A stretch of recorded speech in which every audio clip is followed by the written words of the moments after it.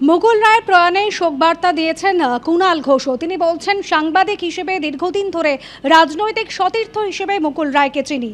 একটা সময় মমতাদির পরম অনুগত, দলের কঠিন সময়েও তৃণমূল ভবন আগলে পড়ে থাকত, কর্মীদের সময় দিত।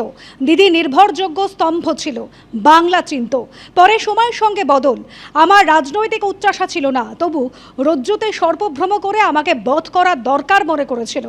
আমার বিশ্বাসের মর্যাদা না দিয়ে খাদের ধারে ঠেলে ফেলে দেওয়ার মতো মূল কারিগর ছিল মুকুল দা। আমার ঘনিষ্ঠদের যা বলেছিল ধ্রুব সত্য ধরেছিলাম।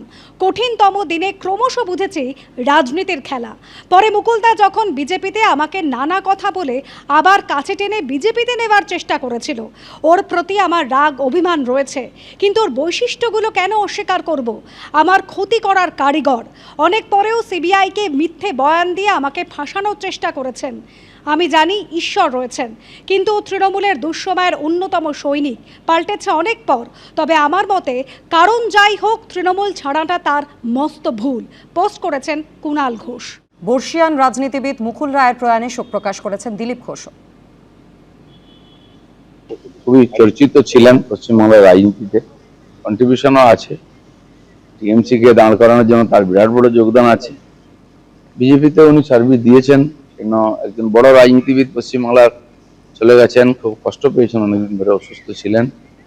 তো তার আত্মার সদ্গতি হোক, পরিবারের লোক শান্তি পান আর মনোবল ফিরে পান, এইটুকু হয়। শ্রদ্ধা জানাই তাকে। মুকুল রায় এসেছিলেন আমাদের পার্টিতে, পার্টি যখন সমৃদ্ধ হয়েছিল তখন এসেছিলেন। তার যোগদান আছে পার্টির যে ফলাফলেতে, তার মতো অভিজ্ঞ নেতাকে আমরা পেয়েছিলাম, কিন্তু আবার তিনি সরকার হওয়ার আগেই চলে গেলেন।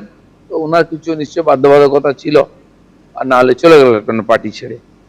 সেই জন্য বাস উনি টিএমসিতে শেষ জীবনটা কাটিয়েছেন, তার প্রতি আমরা কৃতজ্ঞ। তিনিও আমাদের পার্টিতে কাজ করেছেন। দুর্গাপুরে বিজেপি যুব মোর্চার অভিনব প্রতিবাদ। চপ ভেজে প্রতিবাদ বিজেপি যুব মোর্চার কর্মী সমর্থকদের। ভাতা নয়, শিল্প চাই, এই দাবি তুলে চপ ভেজে প্রতিবাদ। রাজ্যে বড় শিল্প নেই, কর্মসংস্থান নেই, ভাতা দিয়ে সমস্যার সাময়িক সমাধান করতে চাইছে সরকার।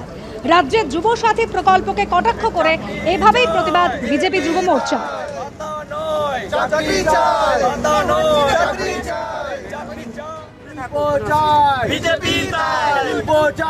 মনোজ বন্দ্যোপাধ্যায় আমাদের প্রতিনিধি রয়েছেন আমাদের সঙ্গে টেলিফোন লাইনে। মনোজ, এইভাবে প্রতিবাদের মাধ্যমে কি বার্তা দিতে চাইলো বিজেপি? বিজেপির বার্তা দেওয়ার, বিজেপির পরিষ্কার বক্তব্য যে দুর্গাপুর শিল্পাঞ্চল বা রাজ্যেরও পরিস্থিতি, তাতে বেকাররা এখানে চাকরি পায় না বা তাদেরকে কর্মসংস্থানের জন্য অন্য রাজ্যে যেতে হচ্ছে, আর এখানে এই ভাতা দেওয়া হচ্ছে যুবসাথী। এরই প্রতিবাদ স্বরূপ গতকাল সন্ধ্যাবেলায় এই চপ ভেজে প্রতীকী প্রতিবাদ দেখানো হয় বিজেপির যুব মোর্চার তরফে। তো বিজেপির তার নেতৃত্ব যারা রয়েছে তারাও সেখানে উপস্থিত ছিল। তাদের যেটা দাবি যে এই ভাতা নিতে তারা রাজি নয়, ভাতা চাই না, শিল্প চাই, কর্মসংস্থান চাই। এই মূলত এই দাবিকে সামনে রেখেই চপ ভেজে তার প্রতীকী প্রতিবাদ করা হয়। পাল্টা কটাক্ষ করেছে তৃণমূলের তরফ থেকেও রাজ্যের পঞ্চায়েত মন্ত্রী, যিনি দুর্গাপুর পূর্বের বিধায়ক। তিনি বলছেন যে চপ একটা গ্রামীণ এলাকার একটা অত্যন্ত পরিচিত খাবার, এটা করে ওরা ভুল করছে, এটা এই তথ্য ঠিক নয়। চাকরি যথেষ্ট হচ্ছে রাজ্যে, এই বিজেপির অভিযোগ মিথ্যা। এই ভোটের সময় একটা গিমিক ছড়ানোর চেষ্টা চালাচ্ছে, এমনটাই পঞ্চায়েত মন্ত্রীর পাল্টা দাবি। ধন্যবাদ মনোজ। এবিপি আনন্দ, এগিয়ে থাকে, এগিয়ে রাখে।